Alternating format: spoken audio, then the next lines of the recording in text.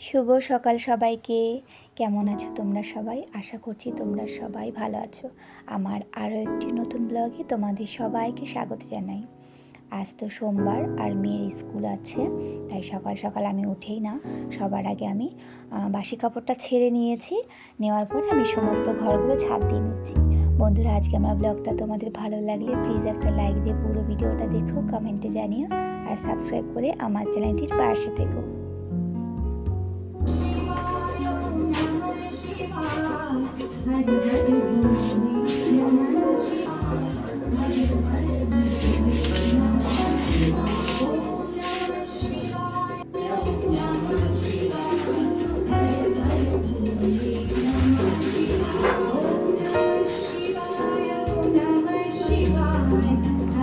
আর মেয়ে তো খেয়ে যাবে স্কুলে, তাই আমার আর মেয়ের একটু প্রেশার কুকারে ভাত করে নিচ্ছি। আর বাদ বাকি সবাই তো সকালবেলা রুটি আর তরকারি খাবে। মেয়েকে তো স্কুলে দিয়ে এসেছি, দিয়ে এসে আসার পথে এই ব্যাগের দোকানটাতে ঢুকলাম। আর কবে থেকে জানো একটা ব্যাগ নিতে হবে আমার, মানে মেয়ের স্কুলে যে ব্যাগটা আমি নিয়ে যাই, আমার ওই ব্যাগটা না খুব খারাপ হয়ে গেছে। তো দাদার দোকানে তো অনেক ব্যাগ আছে, তো আমার হাজব্যান্ড মেয়ে দুজনেই বলছে যে একটা ব্যাগ নিয়ে নাও, ব্যাগটা তো খুব খারাপ হয়ে গেছে। তো দাদার দোকানে দেখো কত ধরনের ব্যাগ আছে। তা দেখি একটা ব্যাগ, ছোটোখাটো একটা ব্যাগ খুঁজছি, যদি পেয়ে যাই। যাই হোক, একটা ব্যাগ নিলাম, পরে তোমাদেরকে দেখাচ্ছি। হ্যাঁ, আচ্ছা, এখন তো তাহলে বাড়ির দিকে যাব। বাড়ির দিকে যেতে যেতে তোমাদের সাথে একটা কথা বলি। মানে পুরো শীতটা জুড়ে বাবার বাড়ি থেকে ফোন করেছিল যে আমরা কবে যাব কবে যাব। তা জানো, বাপের বাড়িতে এখন একদমই আমার যেতে ইচ্ছে করে না। মনে হয় এখানে যেভাবে আছি ভালো আছি, বাপের বাড়ি গেলেই না কি বলবো, বাপের বাড়িতে যেন ঢুকতে ইচ্ছে করে না। মায়ের জন্য মনটা হাউমাউ করে কেঁদে ওঠে। যাই হোক, মা যেখানে নেই সেখানে একটা মেয়ে সবাইকে দেখতে পাবে চোখে, মাকেই পাবে না। এই কারণে বিভিন্ন দুঃখে কষ্টে আমার যেতে ইচ্ছা করে না। তারপর মামা বাড়িতে যাই না, মামা বাড়িতে গেলে ছোটো মামাও তো আমার হারিয়ে গেছে। মামা বাড়িটাও যেন কেমন একটা অন্ধকার লাগে, আমার যেতেই ইচ্ছে করে না। আর আমার বাপের বাড়ির অবস্থাও ঠিক তাই। কিন্তু ভাই বাবা এই দুজনের জন্য মনটা বড্ড কাঁদে। আর আমার দিদামা তো এখনও আছে, তার জন্য মনটা কাঁদে। তো জামা কাপড় তো ধুয়ে রোদে দিয়ে এলাম, মেলে দিয়ে এলাম, এবার রান্না বান্না। আচ্ছা, এখানে রুই মাছ গাঠি কচু দিয়ে করে নিলাম। হ্যাঁ, একটু ধনেপাতা দিলাম, আর দিলাম ভাজা জিরে গুঁড়ো করে দিলাম। তো হাজবেন্ড বলে গেছে যে একটু ধনেপাতা দিও, এই তরকারিটা ধনেপাতা দিলে তো স্বাদটা যেন দ্বিগুণ হয়ে যায়, আর এই ভাজা জিরের গুঁড়োটা দিলে আরও ভালো লাগে। করে নিলাম। আর এখানে পাবদা মাছ ছিল, আগের দিনে 3 পিস মাছ ছিল। মাছগুলো বেশ বড় বড় ছিল। আমি না টুকরো টুকরো করে নিলাম একটু সর্ষে পোস্ত দিয়ে।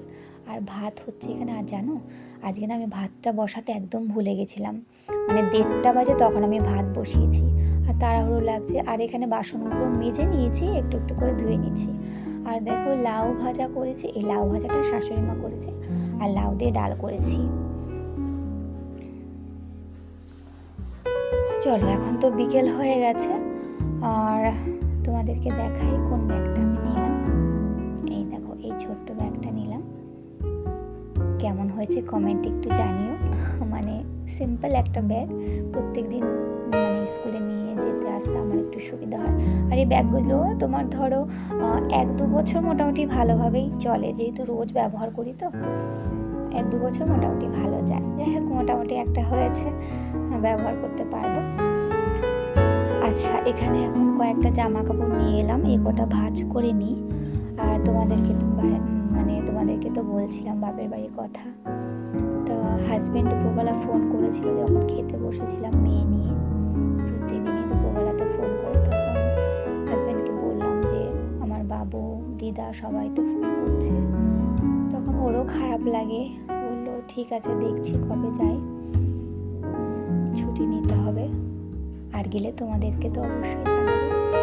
জামা কাপড়গুলো ভাঁজ করে নিই, মেয়ে তো একটু বাদে পড়তে যাবে, ও তো লিখছে এখানে বসে, হোমওয়ার্কগুলো করছে।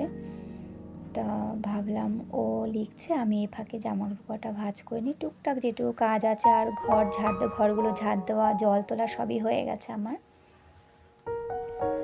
এগুলো ভাঁজ করার পরে মেয়ের বই খাতাগুলো একটু ব্যাগে গুছিয়ে দেব, তারপরে ওকে পড়তে দিয়ে আসবো।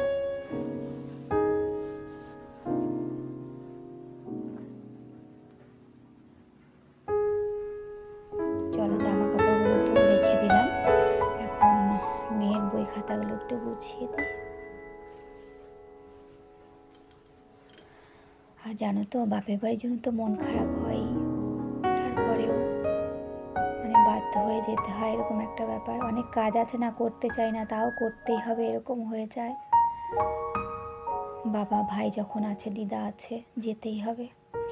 যাই হোক বন্ধুরা, ভিডিওটা এখানেই রাখি। তোমরা ভালো থেকো, সুস্থ থেকো। তোমাদের সাথে আবারও দেখা হবে আরেকটি নতুন ভিডিও নিয়ে।